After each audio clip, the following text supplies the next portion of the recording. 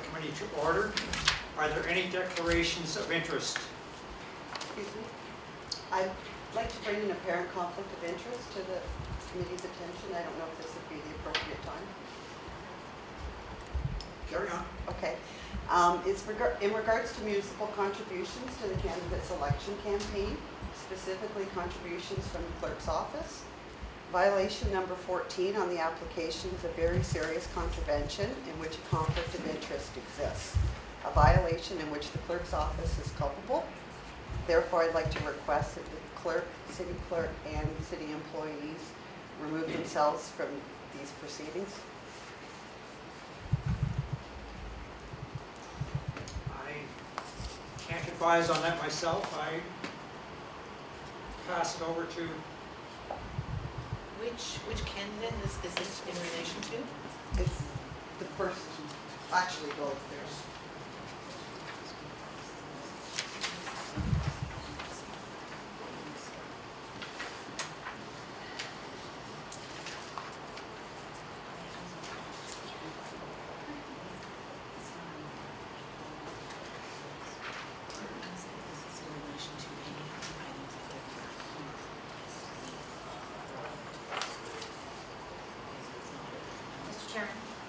Mr. Chairman, this section of the agenda is if you personally have a declaration of interest on the items on this agenda.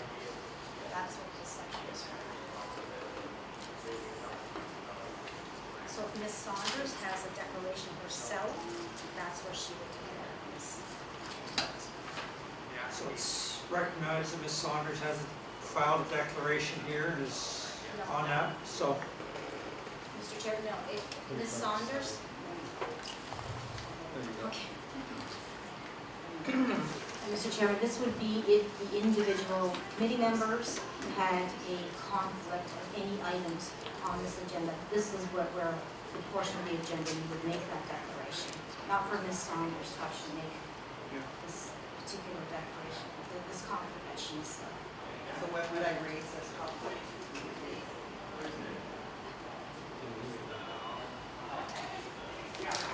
Ask the question as to whether or not it relates to any of these items. To the chair, May I ask a question, please? leaving aside the merits of this issue entirely, those are not items that we are reviewing today. That was going to be my question. If it was related to any of the items on our agenda today, is it related to any of the items on our agenda today? The agenda itself, the objection about scoping the application is also going to be raised, which I believe the committee is already aware of. But prior to that, it's the clerk's office is scoping the agenda and removing this particular item. And what I'm raising today is the fact that they have a conflict of interest in removing that item. So I think it would be up to the four of you as a committee to decide whether or not the municipality in this particular case was a conflict to be overseeing this proceeding when part of the violation relates to contributions that they're culpable to.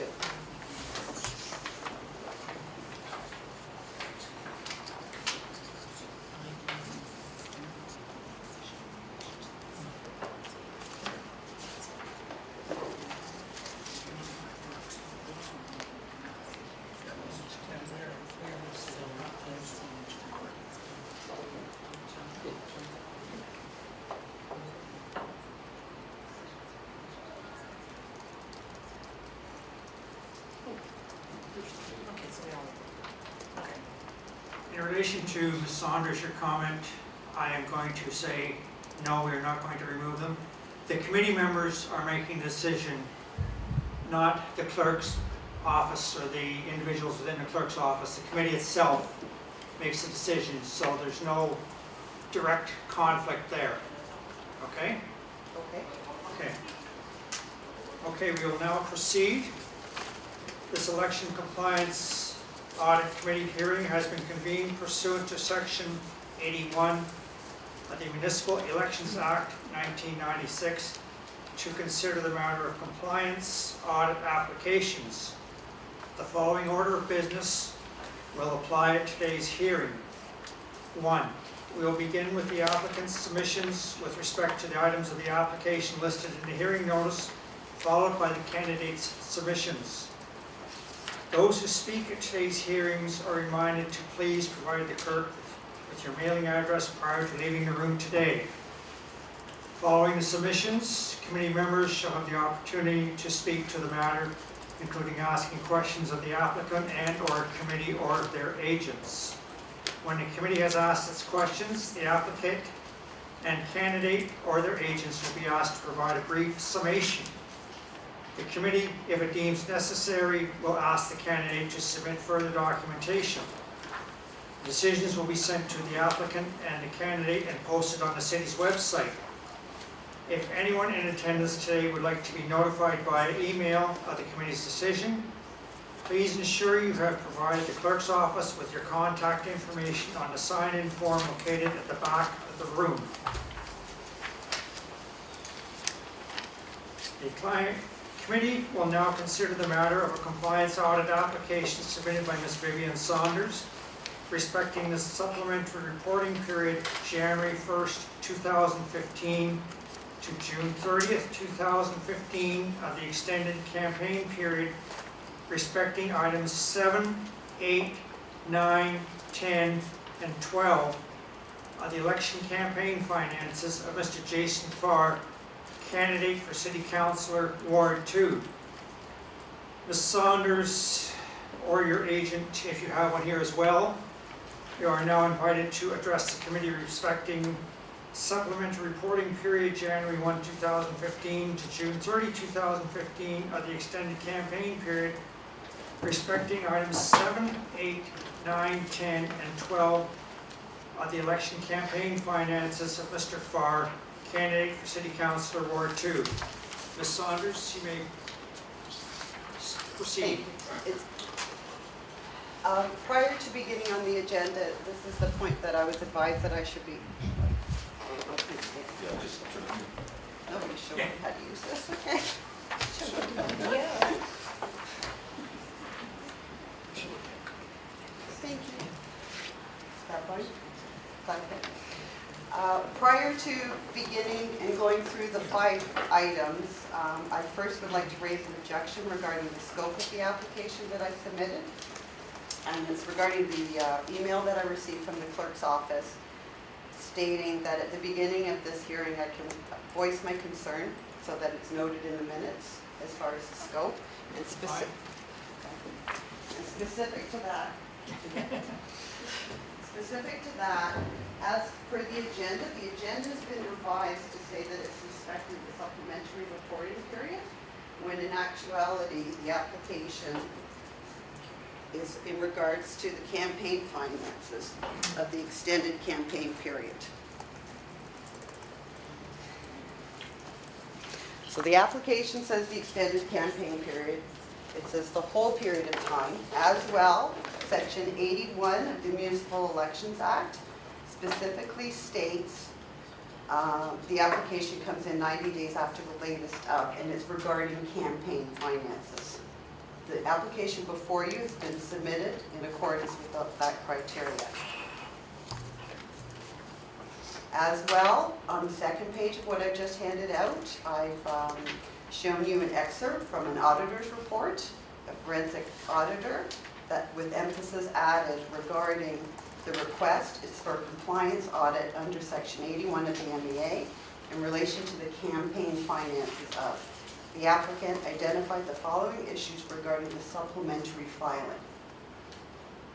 There's also a previous court ruling on file regarding candidates' finances, that an application is for the finances for the extended campaign period. And in the candidate's particular case, his campaign period was June 3rd, 2014 to June 30th, 2015. So the application that I submitted, that's before you, is on the campaign finances for the whole election period. There is nothing in the act, there is nothing in court rulings, there is nothing in previous auditor's report that states that it is anybody's power to limit the scope of a campaign finance audit application. I'd like you to consider what's before you before we proceed, because I'm prepared to address all of the issues that I raised, all of the issues that were in regards to the candidate's campaign finances for his campaign period.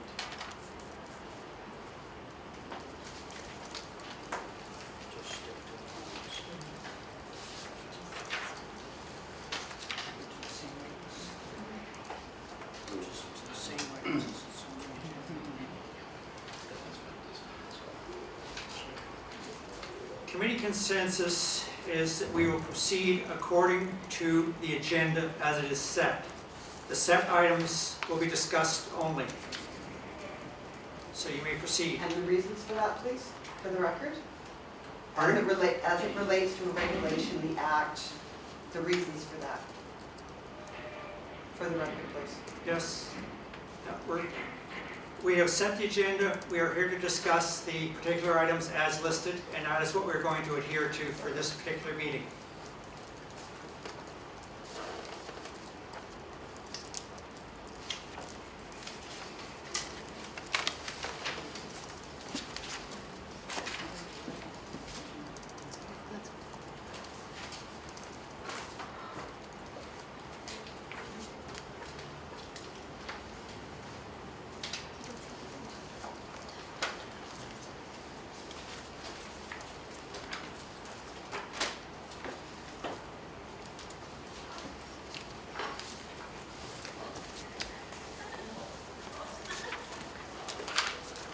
Okay, you'll have to flip through the handout, and I guess item 7 we will begin with. Yes? Yep, the candidate reported an auditor's expense of $943.53 on his primary filing, the same amount is shown on his supplementary filing. Assuming the candidate adhered to the requirement in the Act to have a supplementary audit conducted for the period, the candidate did not report the values attributed to these additional goods and expenses. I've listed the sections of, I've listed the sections of the Act that were violated. And also note that failing to submit an auditor's report is an extremely serious contravention of the Act. These reports are not optional or discretionary. As per the Act, the only exception is the aggregate total of the 2 reporting periods being below the 10,000. An alternative interpretation is illogical. Item number 8, the candidate has not attributed any additional expenses related to his campaign website, such as website hosting and or maintenance during the extended campaign period. Contravenes the sections of the Act listed. I put a copy of his Form 4 for you, which is his financial filing, and presumably website hosting expenses are included somewhere above, probably in office expenses. However, Form 4 was not updated to reflect any changes or updated values, yet during the period January 1st, 2015 to June 30th, 2015, the candidate's campaign website was up and running. Item number 9, the candidate did not file a supplementary financial statement for the supplementary reporting period, nor does it appear to have been received by the filing deadline of September 25th. This statement must include the financial information from the previous primary campaign period and the supplementary campaign period. New contributions, income and expenses to those reported on the primary financial statement must be added to provide updated aggregate amounts. I've listed sections of the Act, and plus I've taken out 79.5 because that was included in the original application. I've shown you the sections of the Act, as well as his statement from his primary financial filing,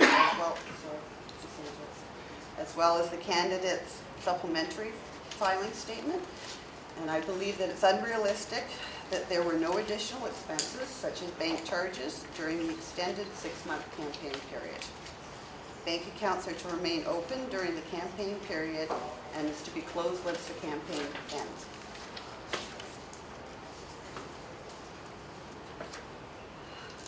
Form 4 supplementary filing, it was due by 2 p.m. on Friday, September 25th, 2015. As of Friday, 5 p.m., the same date, the supplementary filing was not available for public viewing on the city's website. As of Monday, September 29th noon, the supplementary filing was still not available for public viewing on the city's website. As of 4 p.m., the form was not available at the city's clerk office during the in-person visit. As of Tuesday, at September 30th, from the period 8:30 to 10:15, Form 4 was still not available for public viewing in the city's clerk's office or the city manager's office. At approximately 10:30 a.m. on Tuesday, September 29th, which is after the deadline for filing supplementary statement, the form was on the city's website and the properties of the form show it was scanned that morning at 9:14 a.m. So it was scanned and put on the website on September 30th. After 2 attempts at the clerk's office were made to view it.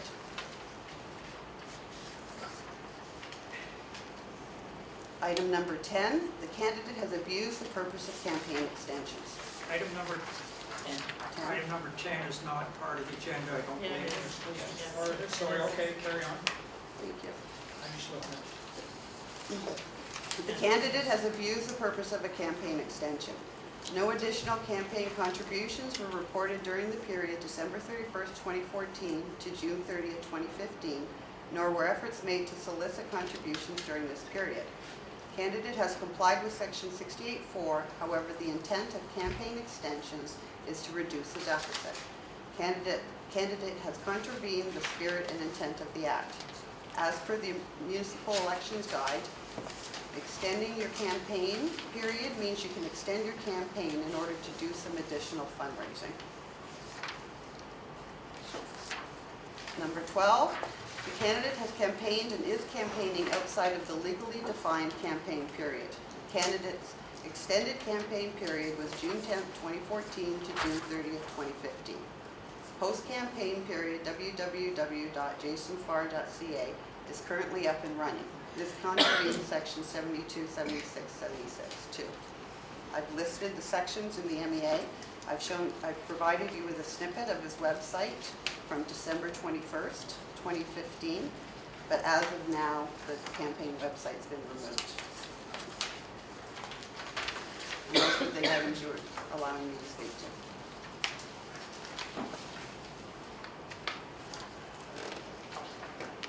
Any questions? Are there any questions, any committee members, any questions or comments to address to Ms. Saunders?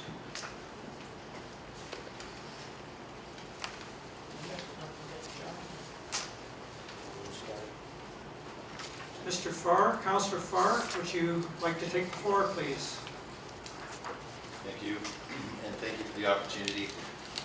I'm going to be brief. I appreciate the forum.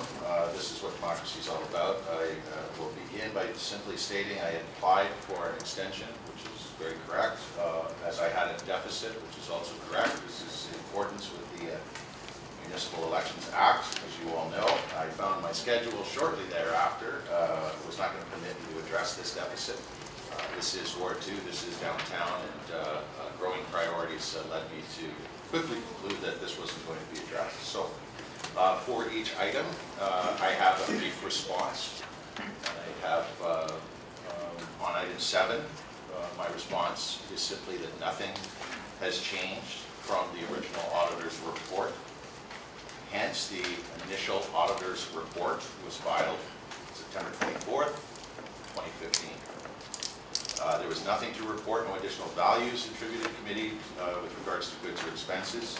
The supplementary auditor's statement was the same statement handed in March 26th, 2015, as nothing had changed. This statement was handed in by the 2 p.m. deadline, September 24th, 2015, and this, my understanding is confirmed on the city's website. That is my response to item 7. I also have, I can make copies if you like in committee of these responses if you like. 8, my response is the website funding was not required as there was no campaigning via the website or otherwise. Therefore, there was no additional expenses related to the campaign website, none at all. My response to item 9, I did file a supplementary financial statement. It was filed September 24th, as mentioned, and again, as mentioned, it can be found on the city's website. My response to item 10 from the applicant, I applied for an extension to address the deficit, again, as per the Municipal Elections Act. The Municipal Elections Act does not require me to eradicate my deficit. The deficit, as a matter of fact, remains exactly the same, $561.88. So once again, and I think this is the crux of it all, committee, on item 10, I applied for an extension. I had the right to do so. I had a deficit of $561.88. The Municipal Elections Act, as I understand it, does not require me to eradicate that deficit. I did not eradicate it, not by a penny. It remains exactly the same today. And finally, 12, with respect to the website, I have ownership of both the domain jasonfarr.ca and for a long time now, jasonfarr.com. I have a fellow in North Carolina who continues to reach out to me, desperately trying to get a hold of jasonfarr.com. He's an actor named Jason Farr, and he's been pressing me for some time. But I covet jasonfarr.com, and jasonfarr.ca was the website we used for the campaign period, the original campaign period in 2014. jasonfarr.ca committee was deactivated following the October 2014 municipal election. It appears that roughly in the spring of 2015, jasonfarr.ca was reactivated. We were performing some maintenance on my Blue host for jasonfarr.com, which is the website I use on a day-to-day basis. Both jasonfarr.ca again and jasonfarr.com reside at the same Bluehost account where you go in and do the maintenance on all sorts of websites if you want. We inadvertently clicked the assign button. The site was jasonfarr.ca was activated. No activity at all was ever performed on the site jasonfarr.ca during the time period of inadvertently reassigning jasonfarr.ca. And upon discovery of the site being reassigned, this would be approximately the third week of December 2015, we immediately shut it down. So again, jasonfarr.ca and jasonfarr.com, same host, Bluehost, doing maintenance, inadvertently hitting the assign button on that. And that is all I have at this time, and again, thank you very much for your time. Thank you very much, Councillor Farr. Are there any questions? Any of the committee members have any questions? You stated that the supplemental financial statements were filed, Yes. but I could not find any. I see the original ones with your filing, but did not see a supplemental statement. I open that up for So the original and the supplemental are the exactly same? And you, I believe the clerk could probably assist in that answer if that's appropriate. Actually, look at the date on that. yeah, all the other, yeah, the statements. No, but it's the date, right? Okay. Okay, that's what you're saying, yes. Yeah. Okay. Answer the question. I do have a question in relation to the websites, just for a little bit, sorry, for a little bit of,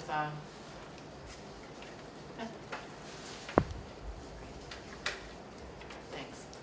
It didn't stay. For a little bit of clarification, you said that it was inadvertently activated back in December. How long was it in activation? We, despite what I've just heard today, the best I can offer is that in the spring of 2015, in doing maintenance on Bluehost to jasonfarr.com, so the spring of 2015 would be the answer that we inadvertently reassigned, and then December, same year, third week thereabouts, discovering that it was up, we immediately disengaged that. No activity during that time that was inadvertently assigned in 2015 to third week of December. So the spring of 2015 to the third week of December? That's the best offer. That's the best I can offer as the inadvertently, as the possibility that we inadvertently reassigned it in the spring of 2015.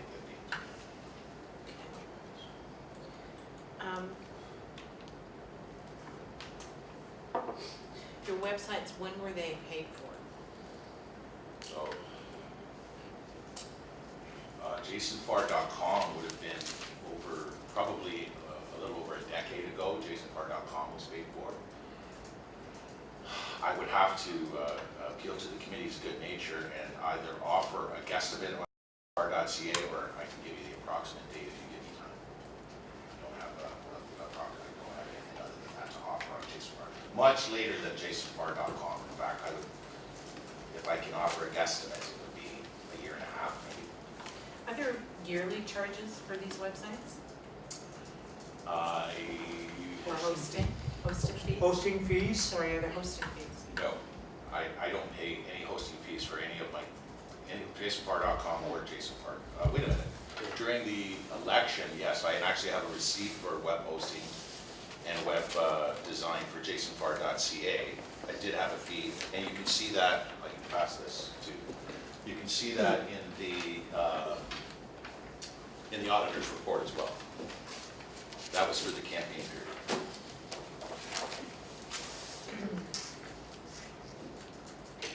Did you leave the bank account open during the extension period, the supplementary period? To the best of my recollection, for the majority, no. The bank account was closed, I believe, very early on in 2015. I would have to be fair, I should probably decline and give you the actual answer. I don't have that with me, sorry. But it's in that area, in that ballpark. I think that's all I've got.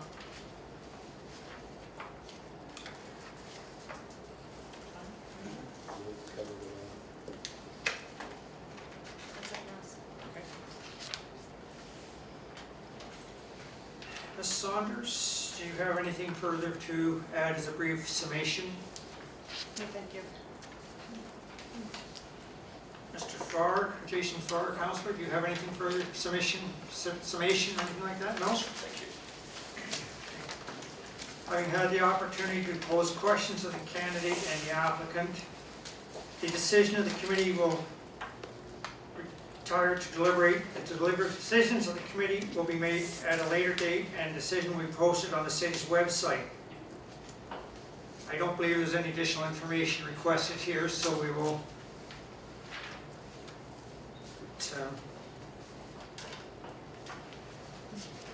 we'll move on, and I guess that should be, I thank you very much, Mr. Farr, and we'll move on to the next item, which will be Councillor Whitehead.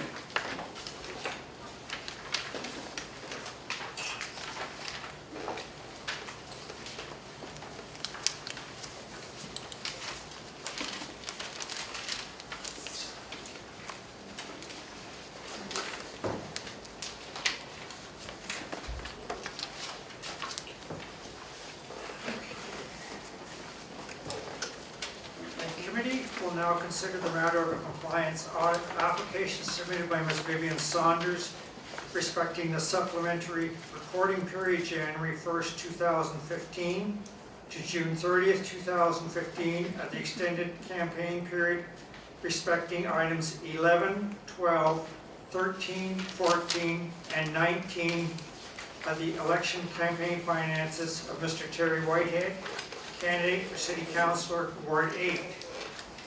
Ms. Saunders, you are now invited to address the committee respecting the supplementary reporting period, January 1, 2015 to June 30th, 2015. For the extended campaign period respecting items 11, 12, 13, 14, and 19 of the election campaign finances of Mr. Whitehead, candidate for City Councillor, Ward 8.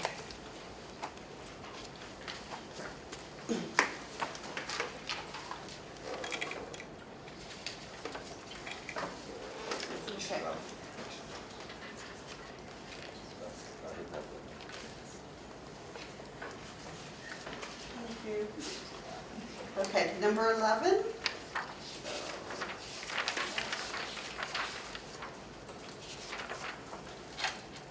Okay, the candidate reported an auditor's expense of $339 on his primary filing. Mr. Chair, can I suggest, I have an issue with item 12. and I want to make that, I believe, I'd like to move item 12 up. I don't believe it should be before us here today. I want to make sure the argument's why. So you want to reverse items? You want to reverse the order? Is that what you'd like to do? Well, I think item 12 falls under the original period, consistent with the committee's decision, audit decision on the other 14 items.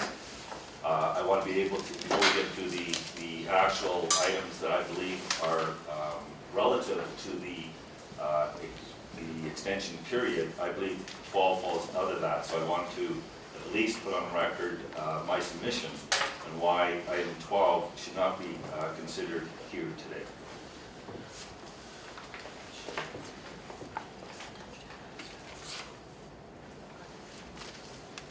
Mr. Chair,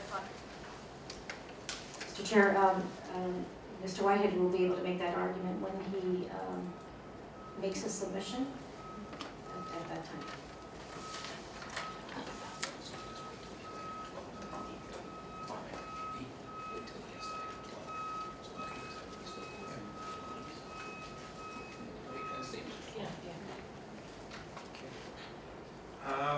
Councillor Whitehead, we're going to wait till we get to item 12, and then we'll address your concern at that point. Is that? It's time to respond. That's fine. And in fact, it might be premature. Yep. Thank you. Your concern is noted, and we'll do it that way for now, I think.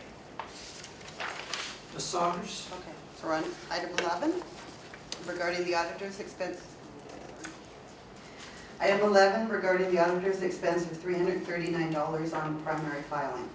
At that time, that expense appeared to be significantly below the value required under the MEA. The same amount of $339 is shown on the supplementary filing, yet a further audit was conducted and accounting work completed following the primary filing. The candidate did not report the values attributed to these additional goods or expenses. This contravenes the sections listed, as well. I put them down for committee.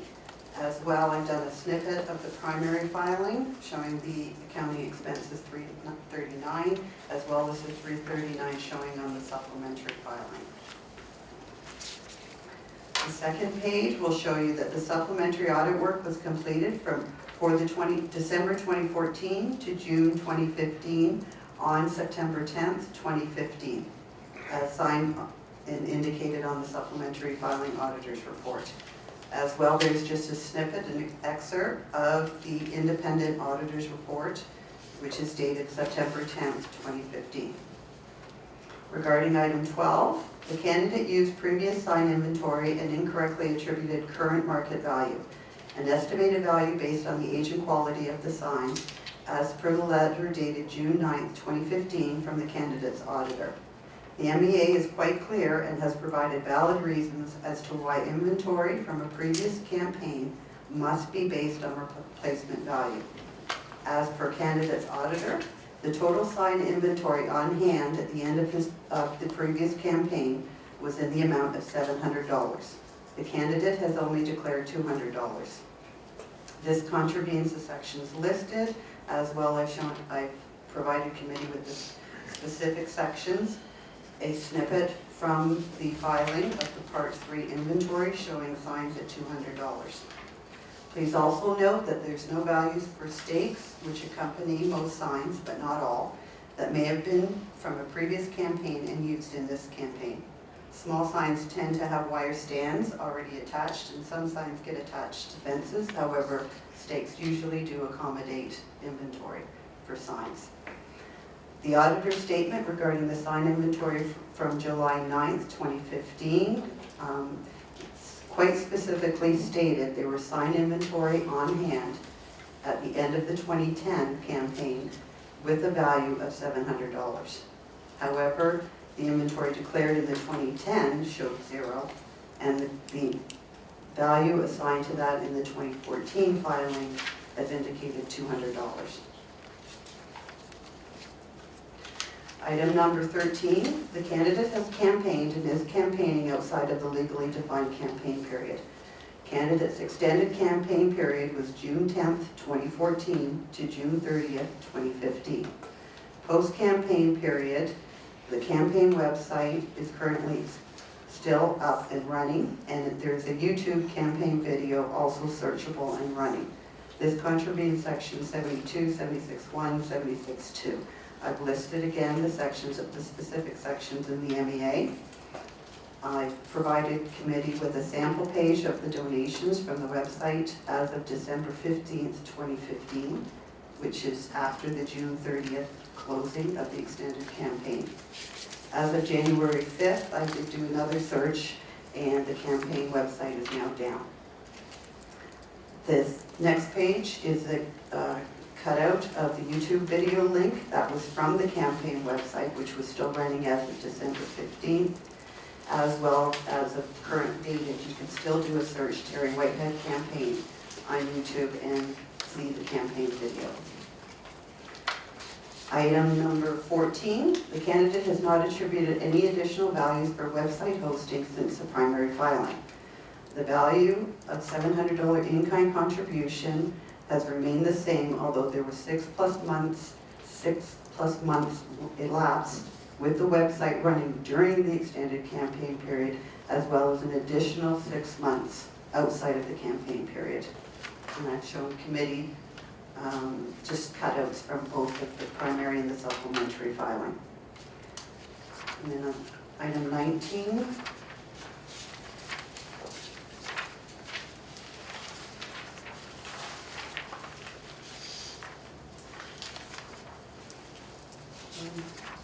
Should number these. The candidate stated during a previous compliance audit meeting that there's been no additional activity on the account. The supplementary filing statement indicates an additional contribution as well as additional expenses related to bank service charges.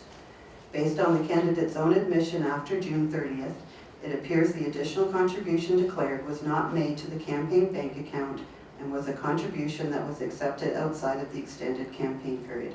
In other words, after June 30th. Again, I've shown the certain sections of the MEA, the changes from the primary filing and the supplementary filing. In addition to that, on the supplementary,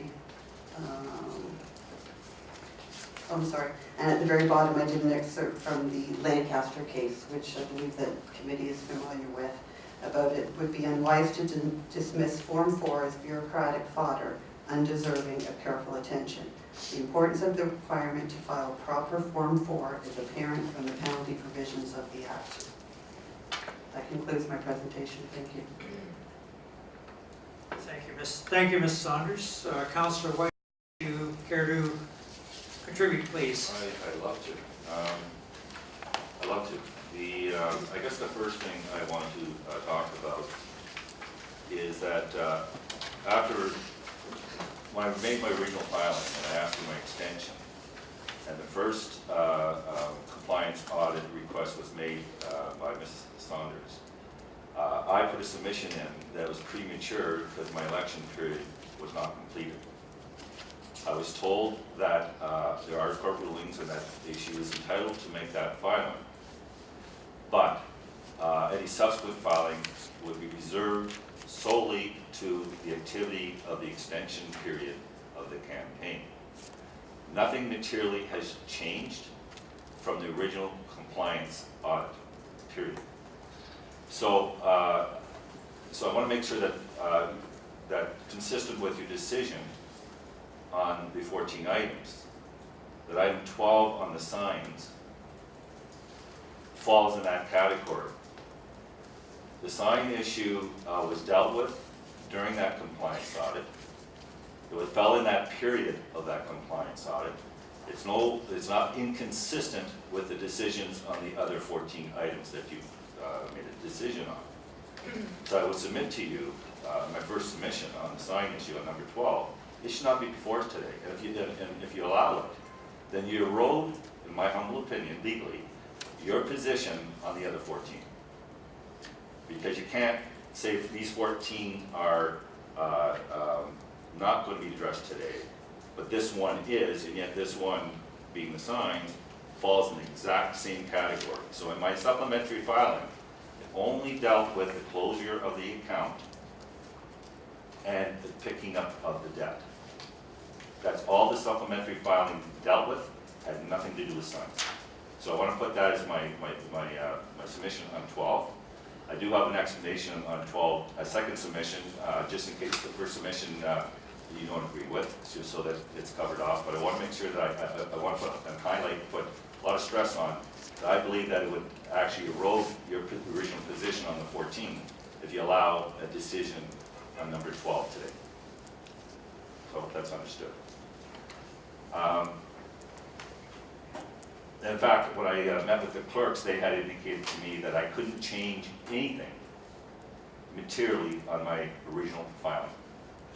The extension of the extended period was only to deal with raising funds to pay down the debt. That's it. Could do no more. I couldn't make any material changes to the original filing. So basically, what was etched in stone on the original is the original filing. So the expenses, the donations, the signs, the inventory, that's all entrenched. Could not be changed in the supplement filing. It had to stay consistent on the original filing. So I had no opportunity to make changes even if I wanted to. So I want to make sure that that's clearly understood. Secondly, on 12, I might as well finish with 12. I do have a supplementary explanation, just in case, again, that you may disagree respectfully. So basically, I'm not sure why I need to address this again. I already answered this on July 6, 2015 committee when I stated, with respect, the value assigned to our campaign sign inventory is not possible to comment on the reasonableness of our estimate of current value, market value for the sign inventory compared to the current market value estimates used by other candidates. Age, quality, size, material of each candidate's sign can differ, which would result in different estimates of current market value being used by each candidate. Furthermore, I'm not aware of any agency that provides valuation of used election signs. Replacement cost is a method. I want to emphasize it's a method of determining fair market value. The point to stress is that some signs were disposed of after the previous election and before the election because they were damaged, therefore not picked up in the current campaign statement. Fair market value is the cost someone would have paid for those signs. Given the age, condition of the signs, it was reasonable that someone would have a value of $200. I want to make it clear to my to the committee that when we store the signs, I store them in a bag and I store them outside behind the garage, not something my wife's all that happy about. And you know, 4 years passed.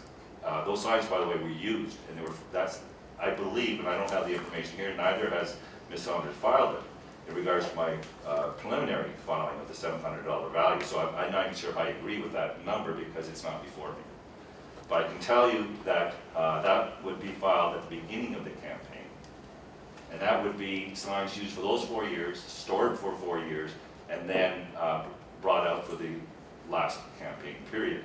I can tell you that that 8-year period, and we may have made a mistake on that filing, but what may have happened in that 8 years, those signs didn't have the same, when they were first placed or first set aside, may not have had the same ability to be used during this last campaign. What this filing does is accurately reflect what we counted for in this campaign. I can't speak to the last campaign. That's what this compliance committee is looking at. So I want to make sure that that's understood. Now, I also want to make a comment about, after my filing with Ms. Saunders, at her request, October 15, 2015, to answer any questions she might have. We met at my office for approximately an hour, and I want to say it was a very friendly, cordial discussion. Vivian had every opportunity to raise many of the questions, even the ones that are not being considered here today. And I was clearly prepared to address those issues. She didn't choose to ask those questions, nor was I given the opportunity to provide answers to those questions. However, I did talk about the fact that we do the best we can in these elections. The reality is that you have volunteers that work on them, and you don't have full-time paid staff in most municipal elections. And mistakes could be made. The question is it done in bad faith or is it done in good faith? And I'm on record during their Yankees compliance audit years ago that if you put any campaign under the same level of scrutiny, you will undoubtedly find a number of mistakes. The question is really intent. That is a discussion I did share. So I wanted to highlight that because I think a lot of time this committee may have been saved. At least if she wasn't happy, if Ms. Saunders was not happy with the responses she would receive during that meeting, she still had the opportunity to file, and I respect that. Unfortunately, we are now dealing with what's before us here today. Number 11, the candidate reported an auditor's expense of $339 on his primary filing, and at that time the expense appeared to be significantly below the values required under the MEA. The same amount, $339, is shown on the supplementary filing, yet further audit was conducted and accounting was completed following the primary filing. The candidate did not report the value attributed to these additional goods and expenses as her inference. And I want to respond by saying that my wife negotiated the price for the whole election filing, audit, and with the accountant. He was aware at the beginning that a supplementary, and he would be, that a supplementary filing will be needed to pay down the debt. But it was so insignificant, I think it was about a $250 debt, if I remember right. As long as there are no significant changes to the additional fundraising, his price was set, the same as part of the verbal contract. We did not have additional fundraising, and the completion of the supplementary filing was insignificant work for him, and therefore no additional accounting cost. And I also have an attached letter from the auditor. I'm going to read it for public record.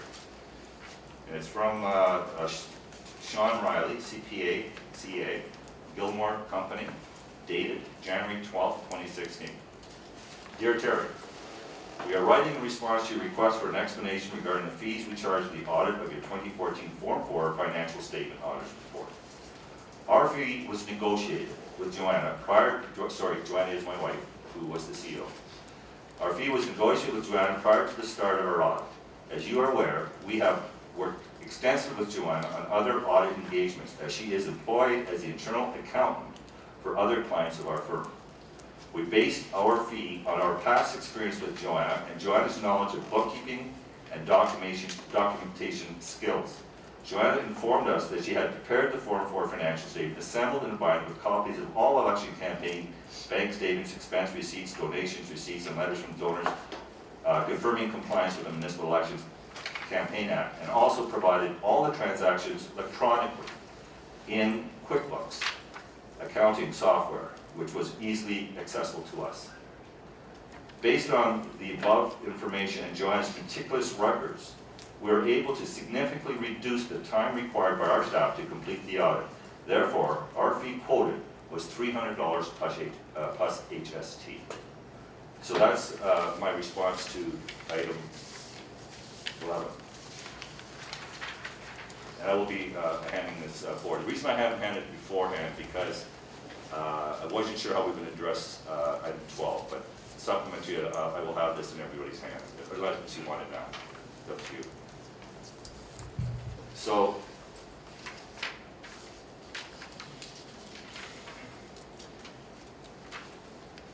we already addressed 12. The candidate has campaigned, so this is 13. Candidate has campaigned and is campaigning outside the legal defined campaign period.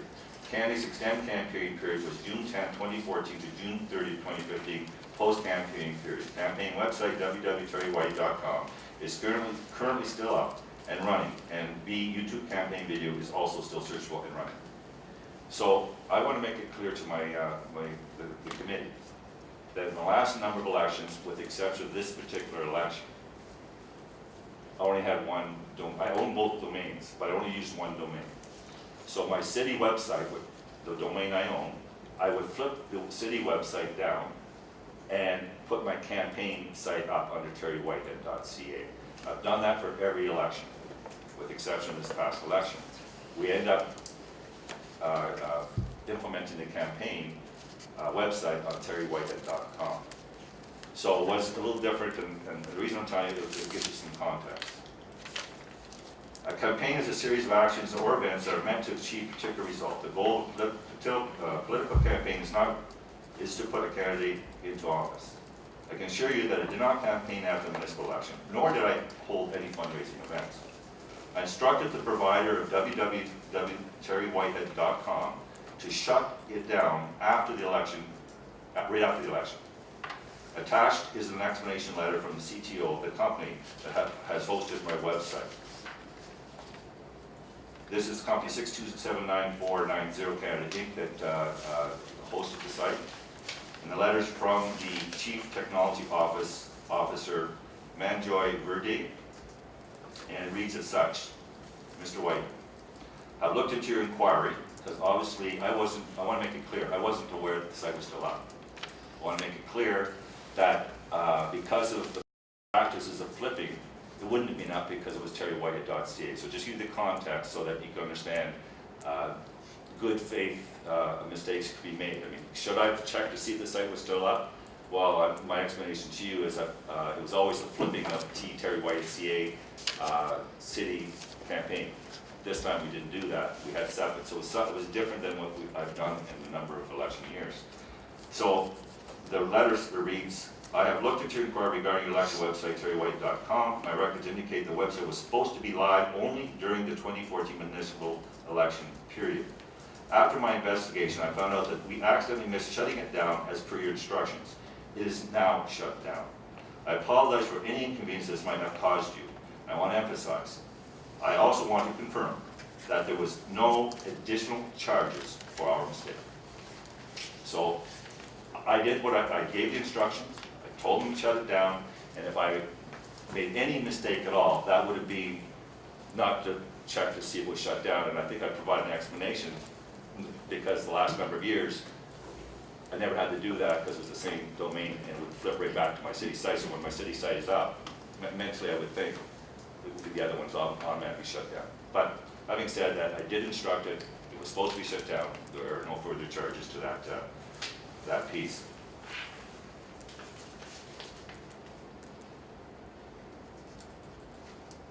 And also, again, as indicated in the hearing notice, dated January 6, 2016. Oh, sorry, that's another one. 13. Oh, sorry, so we're dealing with the video now, the YouTube. So the YouTube was resulted of a request from a Mohawk student to come into the campaign office and do an interview. And they asked if they could tape.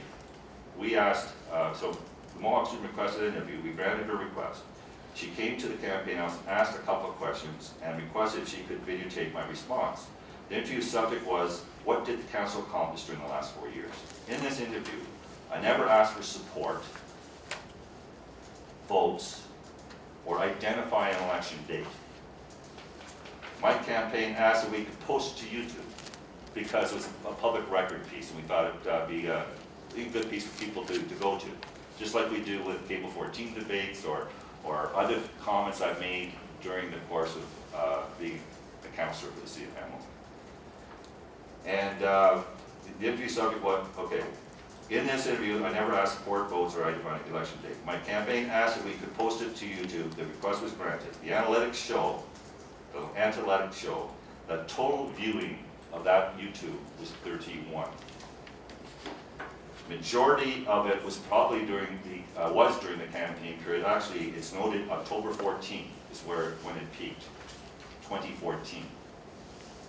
So 31, it peaked October 14, 2014, during the election period.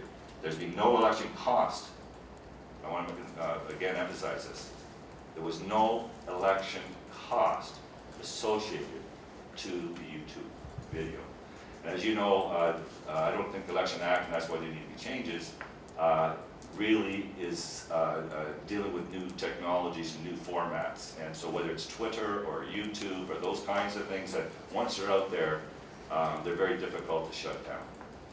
I can tell you that I've made every effort to shut down. The problem is the person that posted it, password is what is needed. I can't shut it down because they're out of the country till I believe this Sunday. So I made every effort, even if you don't agree with my submission, and my final submission is, I believe that it was more of a public record piece. It's dated information. It's nothing that benefits me in any way in a post-election period. It talks about what is accomplished in the last 4 years of council. So my submission, that was a matter of public record and not election campaign. If you believe it is, I would suggest that there was absolutely no cost to it. And again, because of how it was done, it was the first time I've ever done it. Our campaign had ever done that. We hadn't contemplated doing it. We didn't produce it. The issue is, you know, he just wasn't aware that that thing was hanging out there. So in good faith, I would suggest that if a mistake was made, I will take the blame. I would suggest to you, though, there's a matter of public record that was posted at Moore College, I guess apparently through some project, and we just took an opportunity to post it ourselves. 14, the candidate has not attributed any additional value for website posting since the primary filing. I believe I addressed that. We have a letter that's pretty clear that there was no additional financial implications. 19, the candidate stated during a previous compliance audit meeting, I can tell you that there's no additional activity on the account. Well, I don't know exactly the context, and the problem when you see quotes like this, it's very difficult to understand the context. Obviously, if you're going to have an extension of a period of a campaign, you're going to keep your bank account open because you're going to have to raise monies to pay off the debt. Of course, that bank account is going to incur bank account charges during that period because that's what banks do. I can tell you that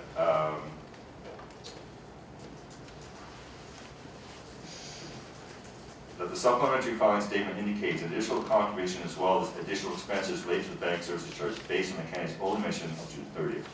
I'm not sure, again, the context. It appears the additional contribution declared was not made to the campaign bank account. It was a contribution that was accepted outside the extended campaign period. All expenses and contributions were listed in the original filing. There were no additional contributions. Some of the expenses, like office supplies, toilet paper, water, gas, meals for volunteers, were paid for by my wife, by the household. At the end of the campaign period, my campaign had a deficit. I did not want to do any fundraising at this point. It was I believe it was just around a $250 debt. We decided to show the expenses owed to her as her contribution. That's the only change. So it wasn't money going into account and then paying off something. These are receipts that were handed and are listed in the original filing that she actually paid for. And instead of her recovering the dollars for those expenses, we decided to show it as her contribution to the campaign. That's why there was no additional donation on the bank account.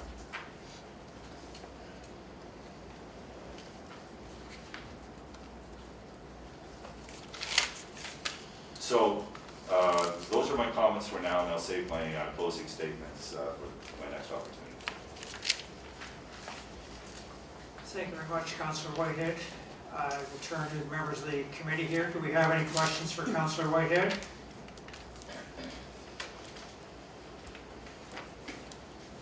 don't believe so, no. Not for me.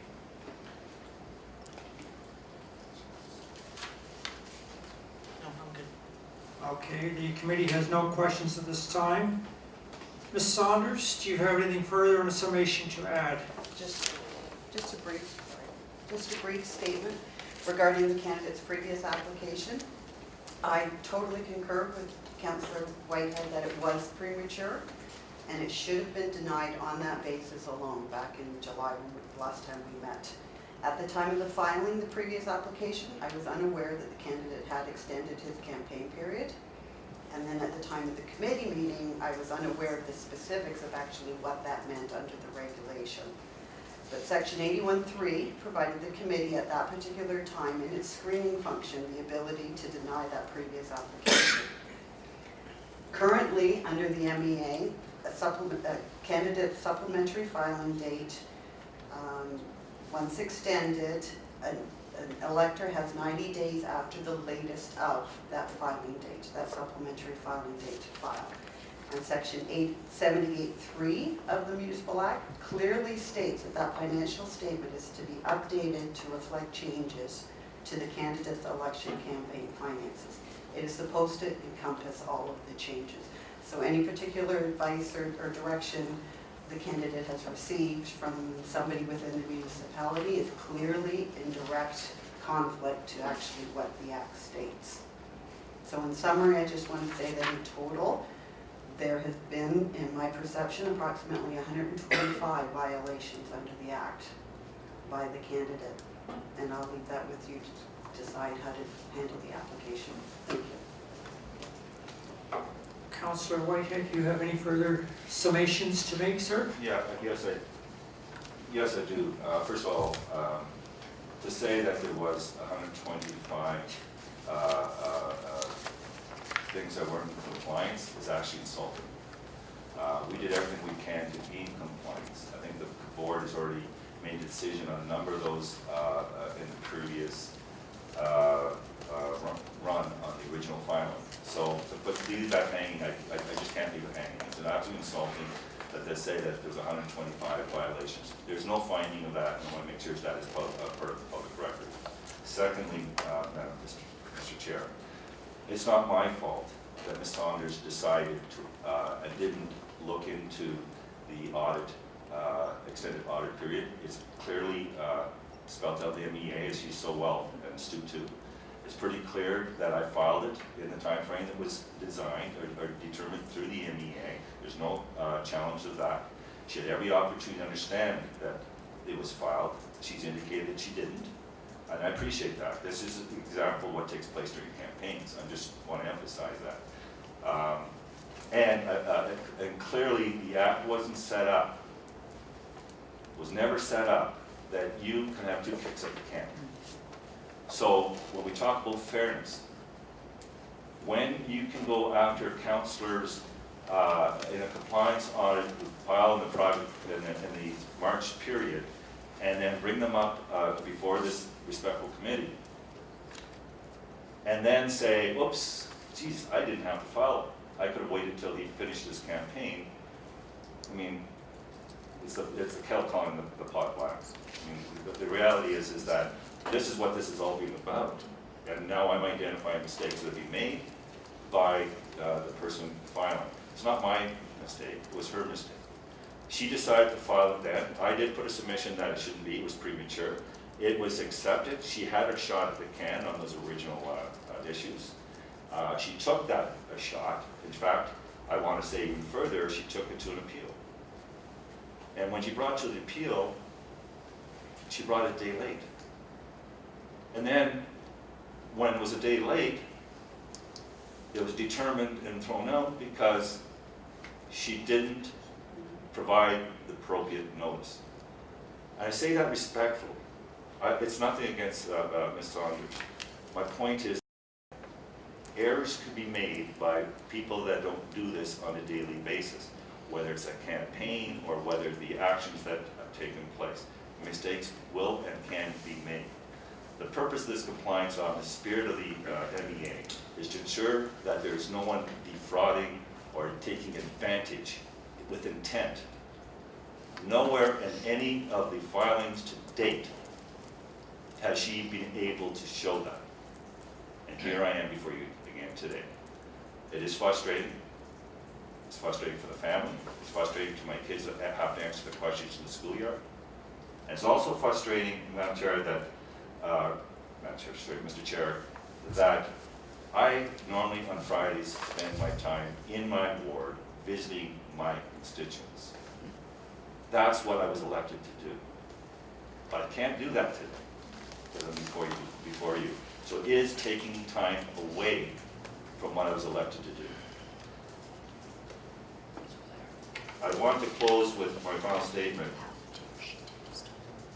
That this satisfies, I hope this satisfies the audit committee and Vivian Saunders.